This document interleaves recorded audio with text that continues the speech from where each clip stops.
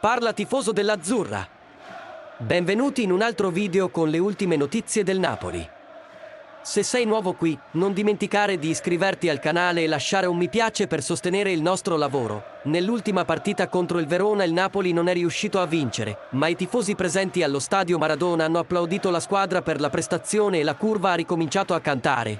E una scena emozionante si è svolta dopo la partita, quando Frank Anguissa ha compiuto un gesto di generosità, regalando la sua maglia a un tifoso, in un momento che è stato applaudito dai tifosi presenti, ma la notizia più attesa dai tifosi riguarda il recupero di Giovanni Simeone, che dovrebbe tornare presto in squadra. L'emittente radiofonica ufficiale dell'associazione campana, Kiss Kiss, ha pubblicato un messaggio su Twitter affermando che buone notizie da Simeone. Il Colito sta per tornare. Questo potrebbe essere un rinforzo importante per il Napoli nelle prossime partite decisive. E tu, tifoso napoletano, cosa ne pensi del recupero di Giovanni Simeone?